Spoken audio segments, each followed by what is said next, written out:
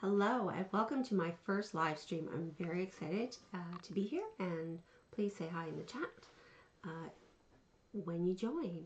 So we're talking about why ADHD brains are not just broken neurotypical brains. So I have my notes here with me, so if you see me looking down, that's why. But yeah, and like I said, I'm just going to sort of check my stream. This is my first one.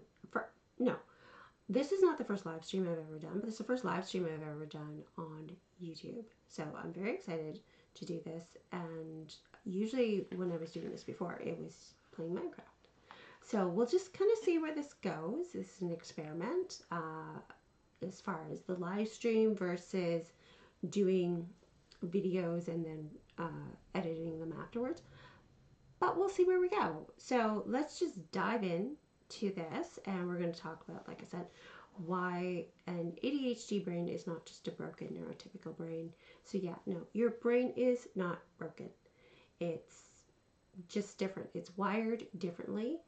And there was actually, the theory is that it was ADHD brains were actually designed that way for evolutionary reasons, because our brains are tuned in to be aware, like hyper aware of what is going on around us and being more in tuned. So we're always on high alert, which made us just those natural sort of guards for a tribe, guards for, whatever. And this was way back when, human beings first came on the earth. And so when you needed somebody to be watching out while everyone else slept, it would be the person with the more in-tuned brain who would be doing that, and people who were naturally just more attuned to what was going on around them. And that's one theory as to why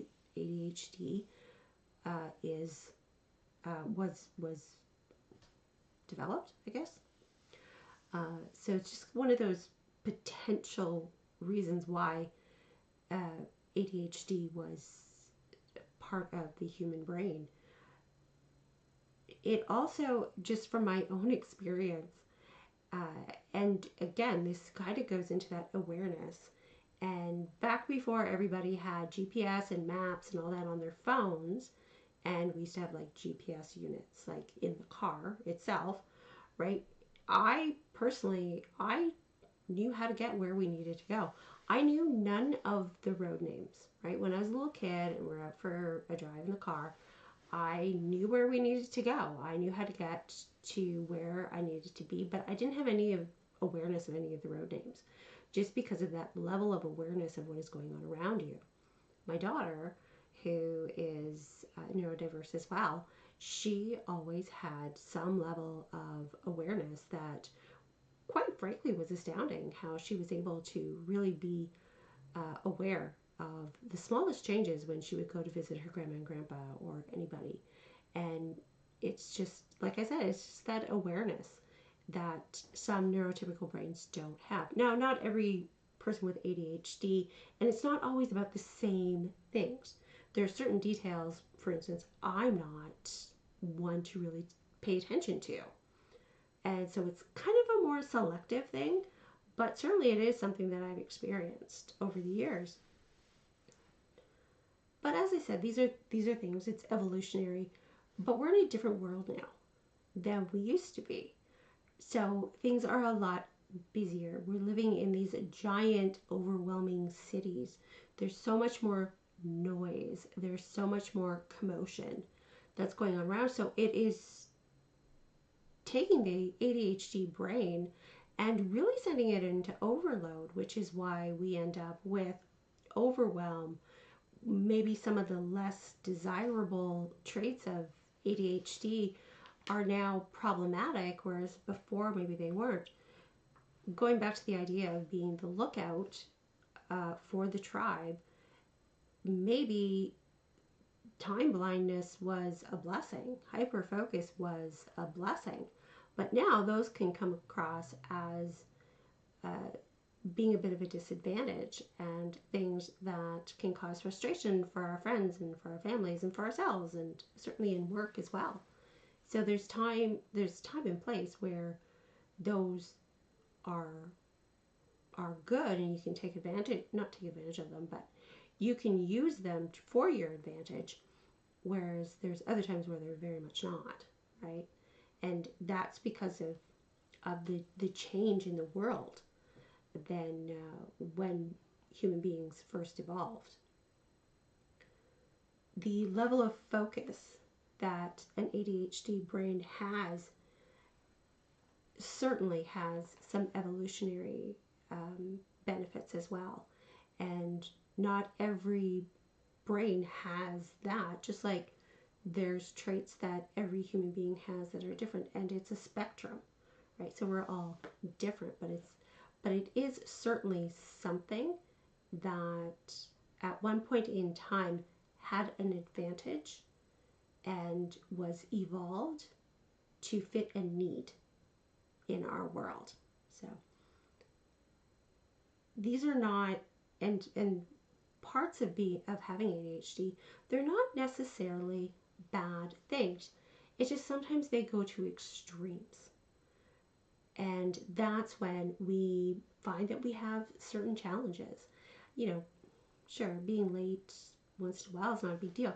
When it's habitual, right? When it's gone to that extreme where you're always late, where you're always having some sort of time blindness, where you always have a hyper focus to the point where people can't really see you or can't really get your attention because you're so dialed in to whatever it is that you're doing. Yeah, that gets to be a bit of a problem, and understandably. It's not, I used to get confused about hyperfocus, and I thought it was kind of like people who have sort of like manic depressive and having like a manic episode. And so I was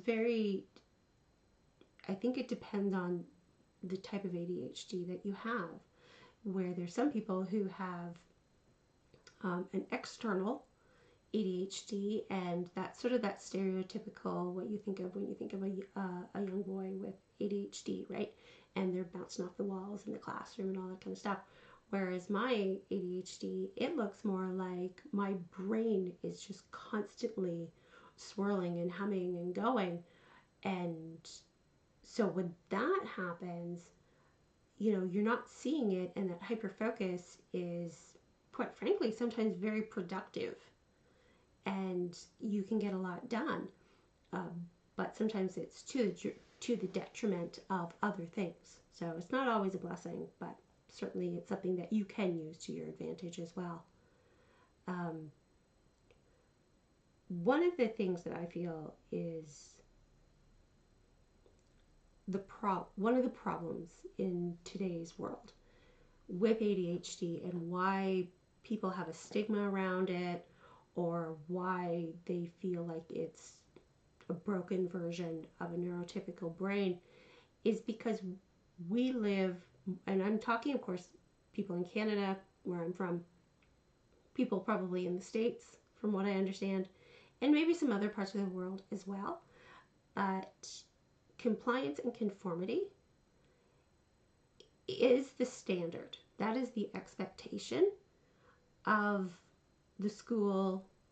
It's the expectation in the workplace, and pretty much everywhere that we go. We are being rewarded for having, as I say, compliance and conformity.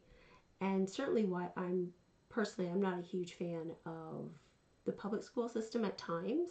I think certainly it has a lot of benefits and it does a lot of good in the world, but it doesn't work for everybody.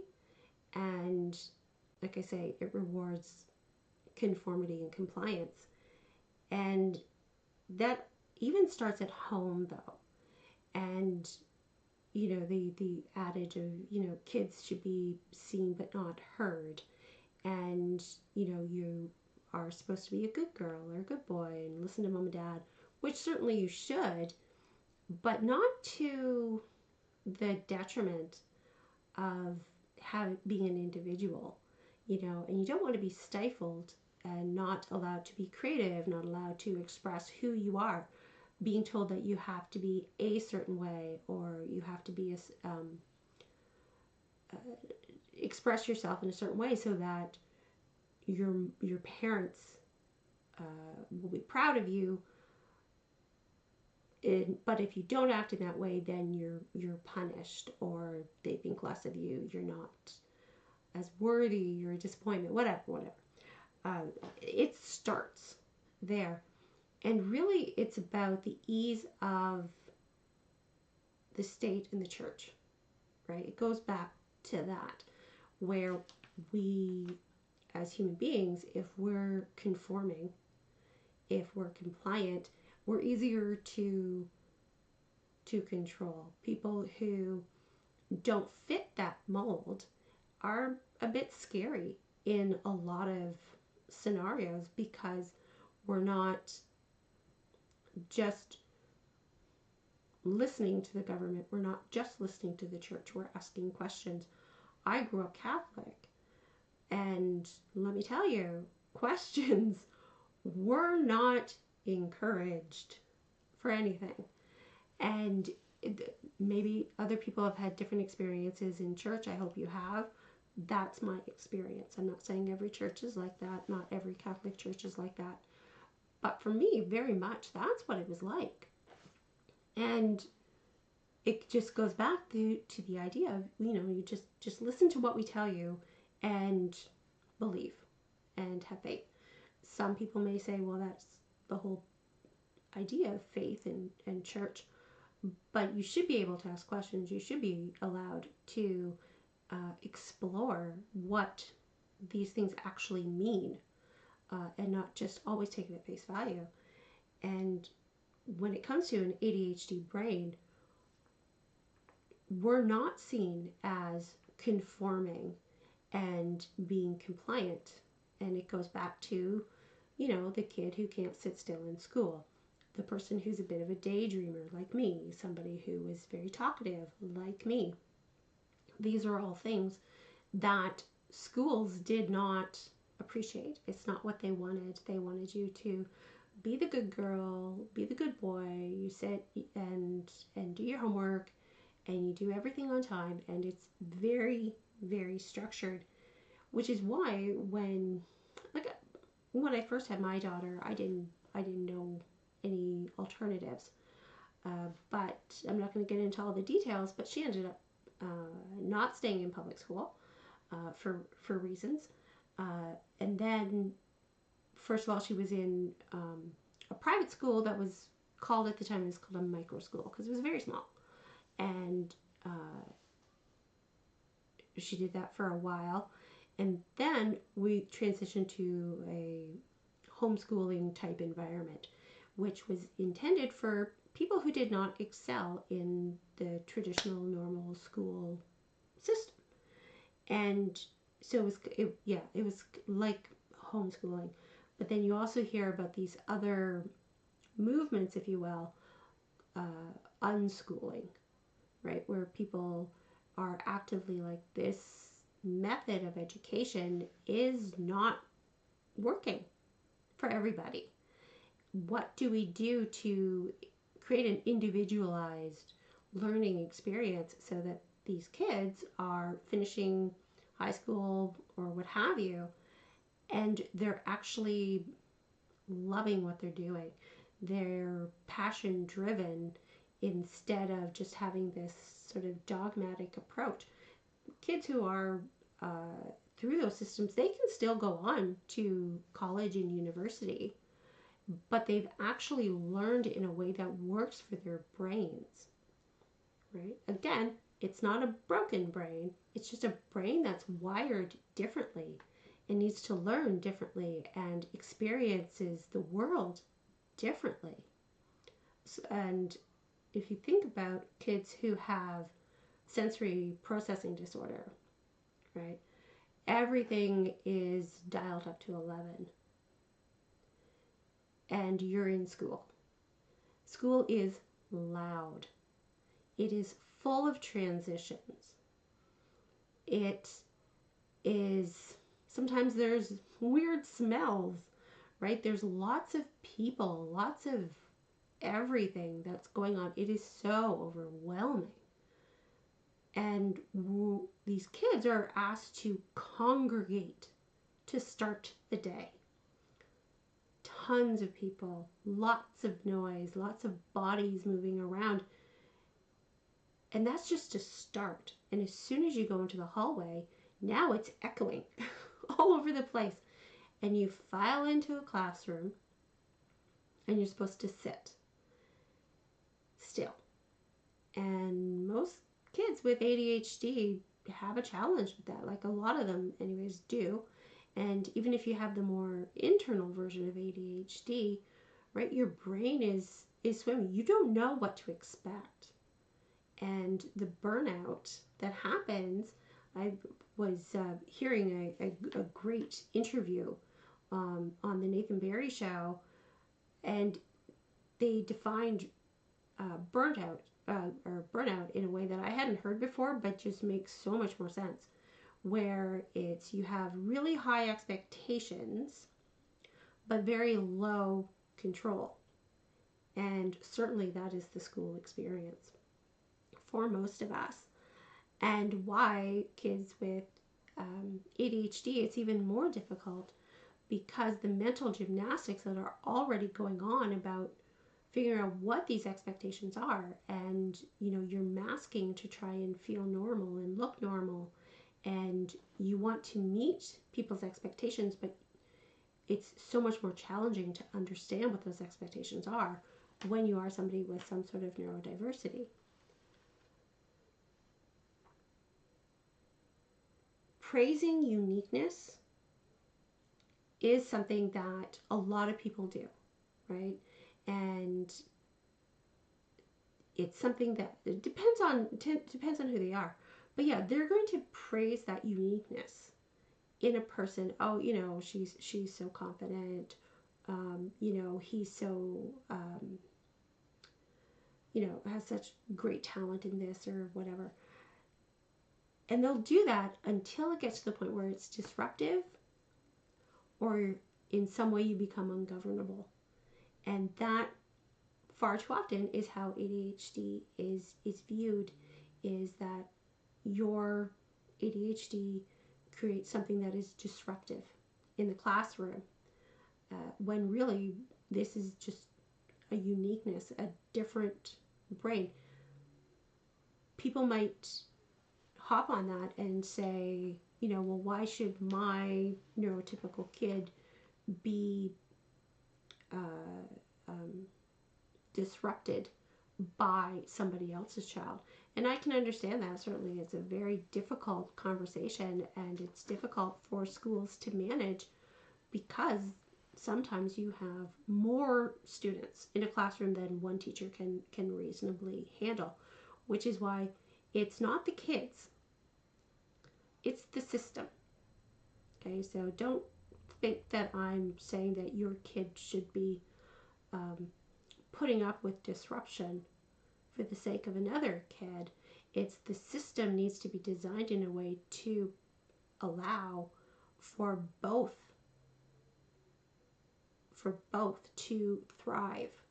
And the way the system is, it's the people who have the neurotypical brains who are going to thrive, because it is designed for that, because that, quite frankly, is what's easiest.